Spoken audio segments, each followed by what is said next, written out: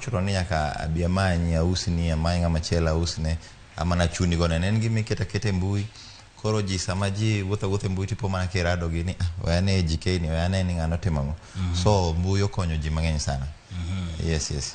Mbui kanyo be nitie joma opogore nitie joma ohero gimitimo no. Yes. To nitie joma ok dwa. Yes. Ibani nyaka wacha keni chalo kamano on a daily basis kada mora somo ga yudo ka ng'ato moro yanya kanyo matek en mani no onge machiegni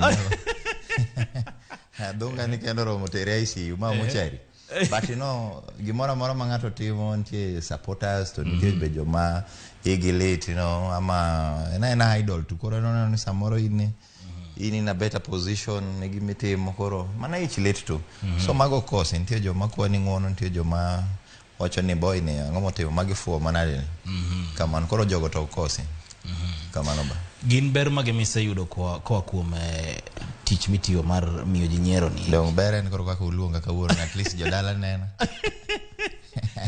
jopacho nena so ber nitiere not 100% but wanyawacho ni wachieme kagi kacha koro ber nitiere nikech gima ng'ata timo ok ditimo for the sake itimo ni mondo yude gimoro konyi one way or the other so ber nitie here and there ochudo kudia ngwadagi ka adika ma karadino to koro luore gi teko mari gi bidi mari kakiorori tuke miloso GK ogedo ahinya kuom lifestyle mar jaluo. Yes.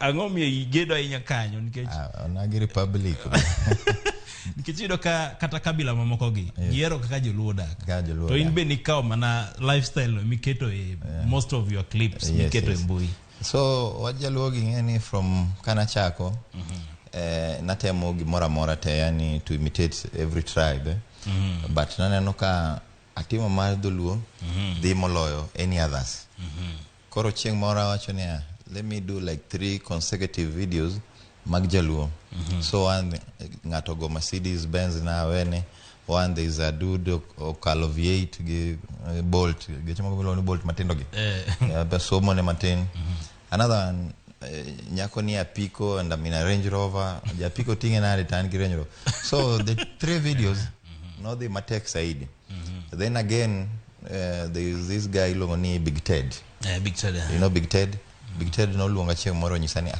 wan jonagi jino sana jido piem gi Nairobi mondo tim gik ma jo Nairobi te timo to Nairobi ka competition is too much high koro since jiowe dala inangamo ni koro kakitimo ga dholuogi in koro stigma gi weche luogi mondo koro ini mak jo Nyanza te mako nagi te to engele gi ne nitie kanyo podi gitemo gin kanyo ogina koko gin podi ni kanyo but onge ngamo mako nagi 100%. So from there it clicked my mind that ka timo luogi I stick on that it will work. Yes. Jeep igologa kanye kata inspiration mar chieo pile ka pile ki de mi mak video mi ket ne jembu nikech ok en gima yot ni pile ka pile imanyo idea moro biro e pachi tiringo kode ikete mbui kacha inspiration igolo kanye koro ngeni tinde from kane wachaka mane tich teke matin because itimo nge ngama neno no one appreciates but koro ngeni tinde to tich yot nikech kitimo achiel kinyirado ge ngato manyisi ni mani golo nyoro chano mora so no the inspiration to keep my fans on toes or more kodi emamiyo that cycle you know? Yes.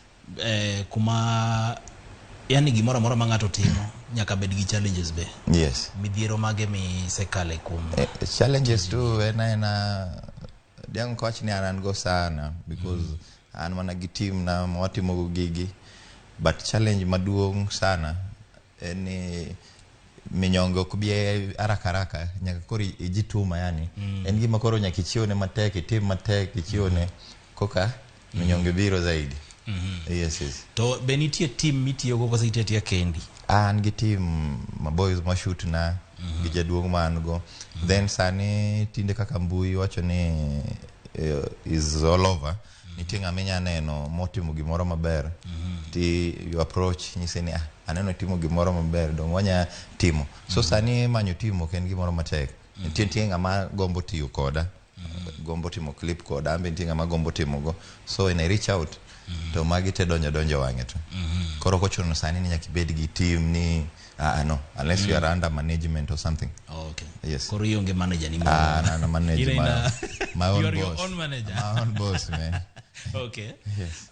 Wasicho pa higa manyien GK. Yes. To jiosene no gik misetimo 2002 to 2022 ka dok chien. Yes. Higa manyien ji oritango kwa kuome GK. Wamedo mana tingo nagi malo tu. Ingeni wamedo mana meat koni spices.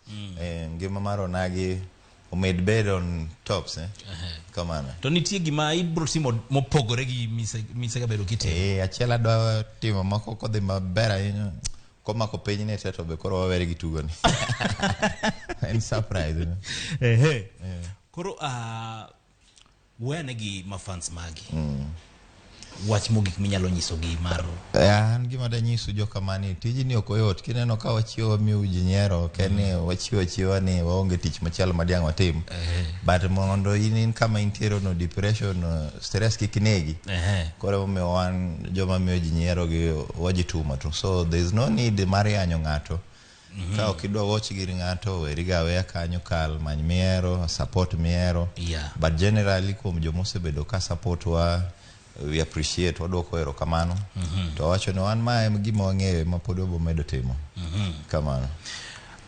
Erokamano GK. We adonja ne mbui kapok adhir gi Lin gi Lulu. Gibe angemingi ni giri penjo magi gombo chwalo ni. Koro we awinjane gima ji wacho mbui kaendi. Vitalis Ochieng Wood Game karari wacho ni amor kode poch gi pak kuome penjinago niya pesa mong'eny godogo. En kod nyithinda ni mopuonjo. To dala bende en kod otu. Thoth gi pa koreto kocho podala to nindo kosiepne. Ningeni kamane kaka jowa be wuoyo. To be oken gi marach bedo gi ot. Jaki Nyamudi be penjo kanyo ni kolo ipenji na GK Sirkal ni nochako na days journey into comedy. Was he an actor in high school? Why did he just choose Luo as in acting with Luo accent? Luo was made it in life. Why not any other tribe? Panimano ise uwe kanyo. Apart from comedy, any other hustle motimo? Otherwise, I really enjoy watching his skits on YouTube, especially the one he was acting as a boda rider who could not carry degree-less customers. GK, injo penjo moro ma Jaki Nyamudi penjo kanyo ni kopo gore gi mio jinyiero ni. Nitie tich moro mitiyo.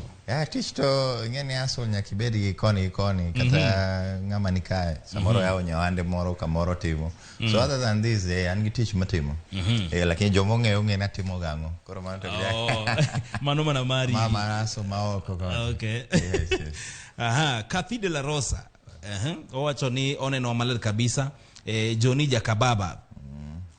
Penjna ni to eno tiyo ga tich mane ni mar obup gi otonglo. Baba pesa ng'eny kuomi maratari. Pesa tas niga. Pesa ne omanyo chon. Onyalo gani pesa ne omanyo chon. Nikech ngima mitango ne ji e mbui kaja to en ngima malicha ahinya. Jama moro kanyo penji ni penya ne kagedo dala tagedo kabe an gi ot. Ana nyise ni otim research ma. Ngamo gedo home and away. Home and away. Rongo kama gambo penji Nairobi kabe penji. Manjo mong'eyo. Nitie skit moro ma wuoyi moro nyono Luo grass. Bwana so. Koro no nyono compound. On compound. Bas nyakoro mgajo mano duond yawuoto nagi duond GK Sirkal mongo studio kaendi. Sani adwani wawinjane Lin gi Lulu akeni gin gi penjo magi nyalo cholo ne GK Lulu. Kolo ikelo na ruad comedian makata se mo ko ni stress maki kor kacha kamoro kacha ti search mana GK comedian e Facebook to kiyude to stress bende ruma angi mada her poen gi mo wacho ni seche moko ka ngato yudo ni content mi create okomore onge tindi yanywadu chukua hiyo content weka kando to wajam mane gi mana no ka kaber to koro kopogore gi mano gi mada her penjo GK en mana ni seche ma ichako loso pes nigi kaka koro a content creator. Ingeni this month inyalo yudo pesa ma ng'eny, next month iyud matin. Bentie yo moro mi itiyo go mondo I manage finances gigi maber mondo seche ma koro yuto ni piny ibende okihinyri ahinya. Mane penjo madago mcholo ni. Ando to number 1 post gi pak ne GK Sirkal. Kite mong'iye nyathi misungo nyanja telo ma en wuodo nagi mabende nyase ochuyo maber. To gima bende da hero penjo.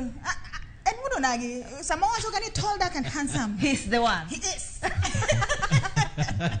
Dero penjo GK Sirkal eni ingeni ntie thoth nyi kora mogajuanga nitie onagi mangenya hinya mabende golo comedy kacha chande to en kaka GK Sirkal odonyo i market ni TV to DJ kama ni kako se hit no hit bani hit GK Sirkal show us your way master angoma pogi koda comedians mamoko kata ni en angoma unique comedy mabene iniwoni timo mapogi koda comedians mamoko gin samora mora ma Wodo nagi nigi pressure seche moko bendo boli ni pangla nyathi misongo iyuak mando koro ponga to kidhi YouTube kaya zane ti type ni GK Sirkal tinya no kaka luo man should be treating a luo lady nyako moro nyono nyisa comedy mane waketo chane imi anyiero ma jibro paro ni okatuo koro angeni mari tich ma GK timoga kaji ni hospital kaji sasache to koro ji nyiera makata nas nyalo wuoro ni to ma atere ward mopogore correct bang mano to penjo number 2 GK Sirkal ibo leko nenyi kora mogajo aneno ka nyathi manyako moro penjo kanyo ni GK Sirkal ngendi bose mako bad ngato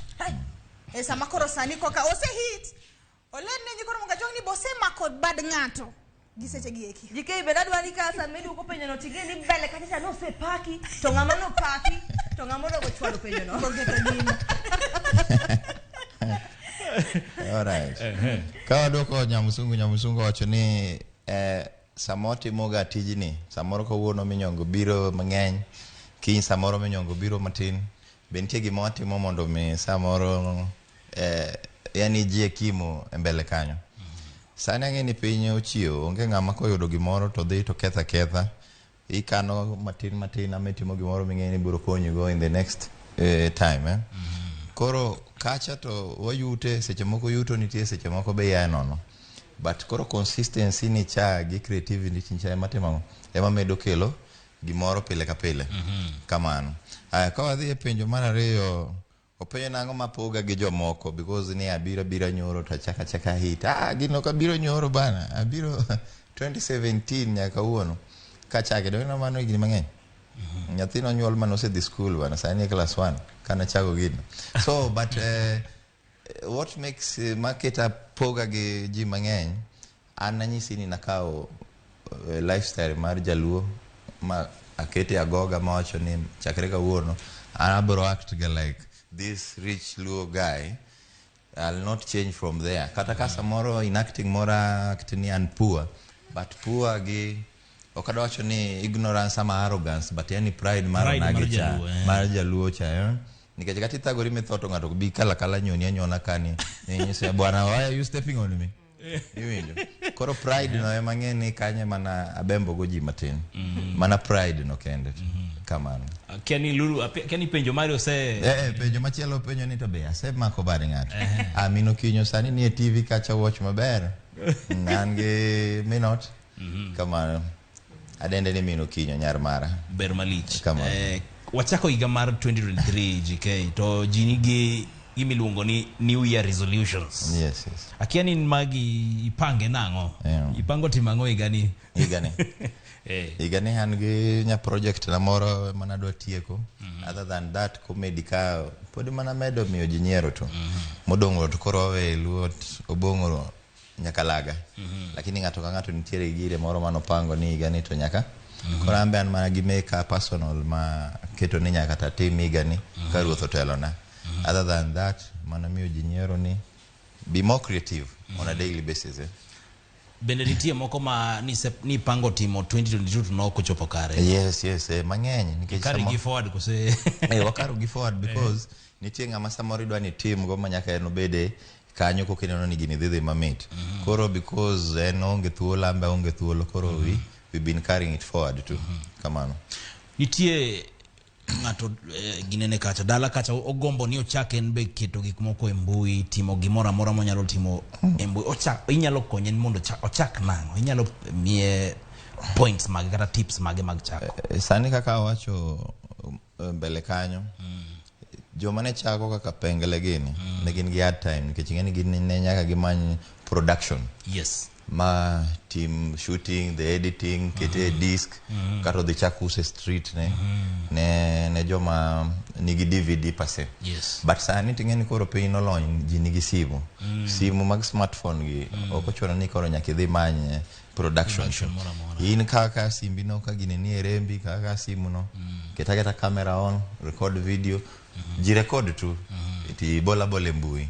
But on a daily basis, consistency. Kiti machiel samoro nyalo flop ama ok nyadhi kaka idwaro. Because ngeni mbui kacha be nitie rating. Iketo giri wacho ni mato dhi mabor. Kiketo ga to doka views gin mana ariyo. Iyo ka chunyi otho. To nitie moro mane be ok expect to ini bola kanyo. Ki nego simu maten kiao ni simu dwaromi. Omera to nango gine. So since simu sani nitiere kila ngato nigi simu. Simu ma in go no chaka go. As you wait manyo production ama the on another step. Come on. Bende nitie jomose biro iri ma mo kwayo kata kony mar kaka ginyalo timo mi chiwo ne gi puonj moro kose. Yes. Ji mang'eny kidhi inbox na penjo ni kacha mang'eny ji mang'eny opango line kacha dono tikoda. Nke samoro gineno ni I've gone a notch high compared gi no luor chako. But nikech koro kanyaga mako jite at go at the same time. Koro ngamo kanyaga chopo kuome ama ngamo kanya chopo ira mondo otima achiel ariyo adek. Tanyise mani chaka simu no chaka marach dede. Lakini ji mang'eny ma osekwayaga mang'eny clips go kineno joma welo mago mana joma kwayo ni adagomba bede achiel kuom team ni. So just akete watimo monembe moral no ko gochne gi jodala gi hawa ne nigi GK koro moral no embo chaka koro kien. Kamano. Bas, mitainya nyakona Ramogi Juang, adonja ne ote kapok wadhi break matin, aneno ka Kawili Mike senior intellectual, owacho mae wuodo nagi man kod mich, momeyo ahinya mar loso tuke mamiyo ji nyiero. Oonge sunga, en ng'ama self-made ma ok kopo ng'ato, bende ok ong'eny ahinya e weche mathoth mag yuarok mek yore tudruok manyasani kaka social media. He is private, self-made, silent, intelligent and quite obedient. Ruth Nyasaye omed gwedhe mano Kawili senior intellectual mano janeno amalicha ahinya en mana iluonge ni staunch fan mar Ramogi TV. Staunch. Yes. Wadhi yoyo matin nyakona Ramogi Juang ka waduogo.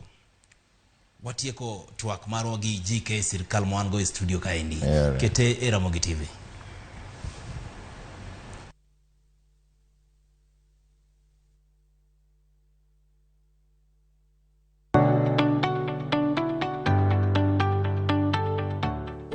Ichak kungo chon ni chudo mokwongo kata down payment. Omenda mibiro tiyogo e dar kod omenda mora mora mibiro tiyogo kisedar kendo koro idake.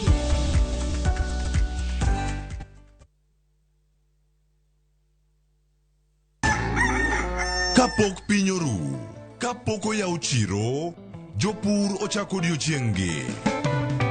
Ng'ato ka ng'ato gi gombo mar kelo lokruok. Wachalo joma timo research mondo mi wakel gik man gi value. Ma ok odewo kama idake kata gima ipidho. Pith mar kich en agribusiness. Riwri kodwa mondo ipuonjri yore pur. Cover crops inyalo pidho ei puothi mar rabolo no. Jopur kod chiro mag jopur. Kendiel ma dende ber ema biro mi market. Pur gi ohala. Tich adek ka tich adek, saa 1:45 mar odhiambo. Mane Ramogi TV.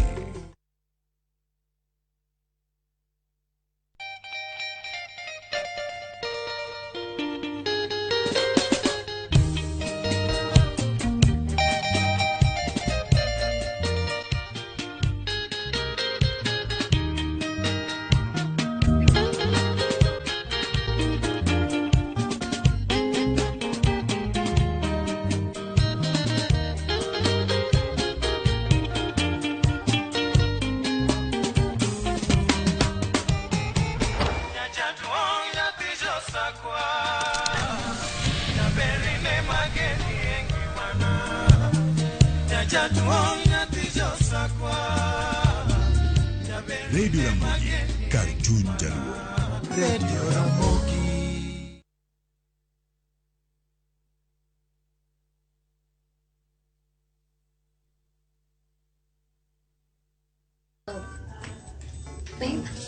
Welcome to my humble abode. Karibu sana. Ati ano? Feel at home. Ati unasema? Welcome to this is my house. Karibu. Is this humble abode ama this? Unasema this is where you live? Yeah, this is where I live, babe. Yeah. You This are is my living humble here? house. Yeah. Umenileta nifanye nini hapa? Babe, we're here for a sleepover. Mimi GK, you want me to sleep? Is this sleepover ama sleep suffocation? You want to suffocate me? Why, babe? Why? Kwa nini? I thought this one was ICU. What is this? See, ni cooking gas. See? This is a cooking gas ama an oxygen gas? Why? You mean you live here? Yes. Idaka. Hii nyumba inaitwa nini? What is this room called? It's a bed sitter. A bed sitter. Yeah, bed sitter. What were your former boyfriends doing? What was the work of your former? They let you live here. Then you want you date me, I also let you live here, Jabe. Babe, see, kwani kuna shida gani na hii nyumba? I was thinking even it was a store, you are bringing me to your store, you pick something, then we go. This is where you live. Yeah, this is where. Jaber, you cannot live with me or date me if you are living in something like this. You, let's go, we look for a spacious house you rent in Kilimani. I'll buy you later as we proceed with this our relationship. Is there anything you want to pick here? There is nothing to be picked here. In fact, now, what is that? Is that a laptop or a TV? This is my TV. You mounted something like that kwa ukuta? Your boyfriend's former must have failed you. Then, ile kitu ni box. Kala ka box kadogo ni nini? Woofer. Inaitwa? Woofer. Woofer. What is it used for? Music. Projection. Instead of them buying your home theater with 6 external speaking, you are listening to that thing. You could listen kama 2,000. This one can spoil your eardrum. Surely. I cannot sleep here. I cannot sleep here. I thought it was yours too, Jabe. There's nothing to be picked here. Leave everything. I'll buy you a new one. This one you can put to the charity house. You bring me. I thought you were coming to pick something in this too. Hey, yeah. Tochua moko to sando nyiri kama nango ya. Mama kosa kabisa. Mana kamano nyakoro mugejua ngineno tugomoro mago achiel kuom tuke ma GK keto e mbui kacha sande. Ka wadhi mbele gi GK studio kaendi, ageno ni medo tudri kodwa e mbui yore mag mbui kaka Facebook, Facebook page maro man Ramogi TV, kachiel gi ote machoke namba 2 Facebook page nitie mar mbak ndalo Ramogi TV bende mar DJ Kolo be nyalo yudago e mbui kanyo. Lin be nitie e Facebook kachiel gi Lulu mano nyaja telo. GK nitie penjo moko mapiyo piyo, ariwo penjo mapiyo piyo. Cook fine. Yeah. All right. Chiemo mane miheroga kabisa. Ma wiko ok nyal kalo kichamo.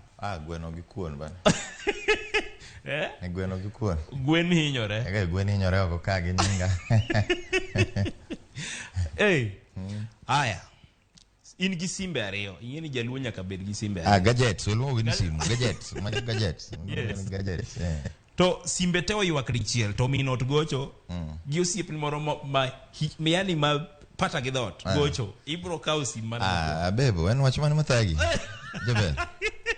Abebo comes first. Abebo comes first. Kamano. Nitie gima kiwuok e ot. Ok inyal wuok e ot maonge gino. Enang'o? Maka wuok to nyaka doge. Nyaka ka wiyo wilgo nyaka idoge ot. And kachief is all the time. Heri kata heri ang'iew, but ka wuok ka onge tadoka. And kachief. Yes. Nitie ang'o manyalo chwanyi mogik? Gima nyalo chwanyi mogik en ang'o? Chwanyruok ting'eni ji chwanyore lakini mogik mogik to koro ok males ng'ato koro bi mane idwa nega ya. Mano ema nyabedo mogik extreme. Amo mulu jo dago in one or the other. Harming. Mano to koro okalo mpaka ya. Mano chunyi. Mago chunyi. Ero kamano GK. Message mogik minyalo nyiso jonage ka watieko. Mana kaka wacho mokwongo message man go joka maen mani continue supporting. Gini okoyot kaka wacho cha. But through support magu emomiyo wambe wa nyagore. Kamano. Koro medamera u support. Ngamok support gola jam. Mana kamano. Erokamano GK kuom biro chenro mar mbak ndalo duond yawuoto naki. Yes. Ya ka watieko nyakon Mungejwang osebedo mondisora ahinya awantie gi GK Sirkal mwenyewe studio kaendi. Angeni unenega mana TikTok aja chande. Kaachiel gi Facebook gi mbui kamora mora mine enega kanyo endo kawuono akelo ni studio kanje tendo iwinjo sigande maber kabisa kaka no chako kumochimo mana kamano. Luonga ni Kolokolo Instrumental warado kendo Monday Edwond yawuoto nagi medikete mana Ramogi TV Lin Gilulu Kolo antu akne mit deadly awinjo kana ka jike wacho ni ndimo kuwuogo e ot en anka chief jike ini plan mana miyo ji wake wagayo ka mondo kodi bed romantic nyaka bed romantic nyedo ka ngato ochwanya bebo ne moro koro ndora kanyo bole what are you crying about to say chwade an ka chief once chwade an ka chief ngani wane go eternal iwulu ariek otherwise nibara Mungejwang mane waiko nu mande makawuono.